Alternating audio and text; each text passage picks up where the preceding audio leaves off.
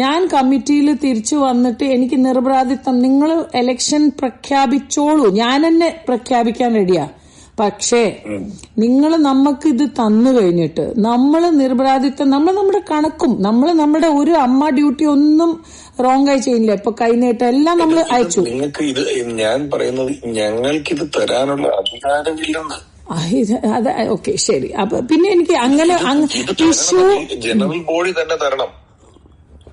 എനിക്ക് രാജിവെക്കാൻ അധികാരമുണ്ട്, എനിക്ക് എന്റെ അധികാരം കൈമാറ്റം ചെയ്യാൻ അധികാരമില്ല. ഞാൻ പറഞ്ഞ സാധനം പിടുത്തം കിട്ടും. എനിക്ക് വേണമെങ്കിൽ ഇത് എനിക്ക് പറ്റില്ലെന്ന് പറഞ്ഞ് രാജിവെക്കാം. പക്ഷെ എനിക്ക് ഞങ്ങൾ അഡ്വക്കേറ്റ് ഞങ്ങൾ പഴയ കമ്മിറ്റിക്ക് തിരിച്ചു കൊടുക്കുമെന്ന് പറയാൻ പറ്റില്ല. കാരണം ജനറൽ ബോഡിക്ക് ചെയ്യാനുള്ള അധികാരമുള്ളൂ. അല്ല ഒരു മിനിറ്റ് ഒരു മിനിറ്റ് എഡോക്ക് ചെയ്യാൻ പറ്റും എന്നാണോ ജനറൽ ബോഡിക്ക്? അല്ല, മറ്റേ ബൈലോ, അമ്മയുടെ ബൈലോ പ്രകാരം ജനറൽ ബോഡിക്ക് എഡോക്ക് ഉണ്ടാക്കാൻ പറ്റും എന്നാണോ നിങ്ങൾ പറയുന്നത്? അപ്പൊ എഡ്ഹോക്കിന്റെ ഒരു മിനിറ്റ്, അപ്പൊ ബൈലോ അമെന്റ് ചെയ്യാനുള്ള അധികാരം ജനറൽ ബോഡിക്കുണ്ട്. അല്ലല്ല, നോട്ട് വിത്തൗട്ട് കൈയടിച്ച് പാസ്സാക്കാൻ. ഓ വേ, അങ്ങനത്തെ ഒരു ഇത്.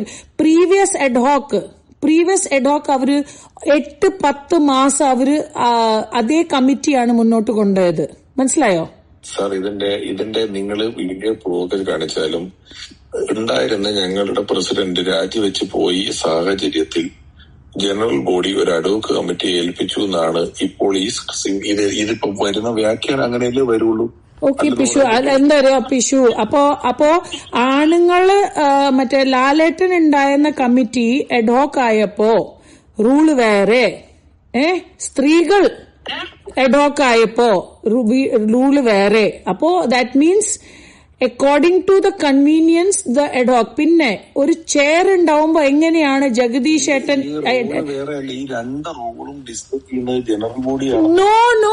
നോ ജനറൽ ബോഡിന്റെ മുമ്പ് തന്നെ അവര് എഡ്ഹോക്ക് ആക്കി.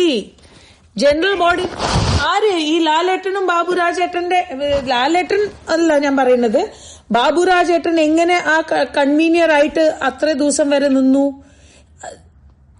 എങ്ങനെ ആള് എഡ്ഹോക്ക് അതേ കമ്മിറ്റി ഓടിച്ചു? അത് മാത്രല്ല, എഡ്ഹോക്ക് ആൾക്കാരാണ് കുടുംബസംഗമം നടത്തിയത്, എഡ്ഹോക്ക് ആൾക്കാരാണ് സഞ്ജീവനി ഇറക്കിയത്. എങ്ങനെ എഡ്ഹോക്ക് ആൾക്കാർക്ക് ഇത് ചെയ്യാൻ പറ്റും? പിഷു പറയൂ. അപ്പൊ നിങ്ങൾ പറയൂ, ഒരു കമ്മിറ്റിക്ക് ഒരു റൂള്, വേറെ കമ്മിറ്റിക്ക് വേറെ റൂളാണോ? പറയൂ. കഴിഞ്ഞ അഡ്വക്കേറ്റ് എങ്ങനെ ഈ കുടുംബസംഗമം നടത്താം? പോളിസി ചേഞ്ച് ഒന്നും വരുത്താൻ പാടില്ല. പോളിസി മാറ്റേഴ്സില്ല. പിഷു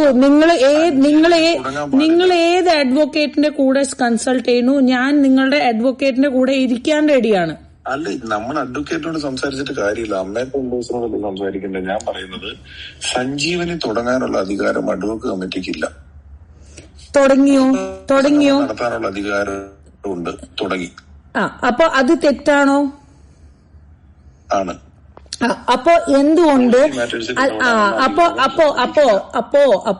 അപ്പോ ഒരു കമ്മിറ്റിക്ക് വേറെ റൂള്, വേറെ കമ്മിറ്റിക്ക് വേറെ റൂള് എങ്ങനെ? പിന്നെ നമ്മളെ വിശ്വാസമില്ലായ്മ എന്ന് നമ്മുടെ കമ്മിറ്റിയിൽ വിശ്വാസമില്ലായ്മ എന്ന് പറഞ്ഞിട്ടുണ്ടെങ്കിലും എങ്ങനെയാണ് നമ്മൾക്ക് അടുത്ത ഒരു മേ ബി മാക്സിമം 45 ഡേയ്സിൽ നമ്മൾ ഇത് വിളിച്ചേന്നേ, ഇലക്ഷൻ നമ്മൾ തന്നെ വിളിച്ചേന്നേ.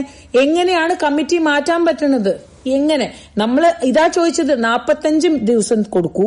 ലാലേട്ടനോട് പറഞ്ഞപ്പോ ലാലേട്ടൻ പറഞ്ഞു യെസ് ഇത് കൊടുക്കൂ എന്ന് പറഞ്ഞപ്പോ എന്തുകൊണ്ട് സിദ്ദിഖ ലാലേ വേണ്ട, ലാലിന്റെ തലയിൽ വരും എന്ന് പറയാനുള്ള ഒരു അധികാരം എന്തിനാണ് ഈ കുറച്ച് കുറ്റാരോപിതരായ ആൾക്കാർ മാത്രം ഒച്ചയും വിളി ഉണ്ടാക്കിയത്?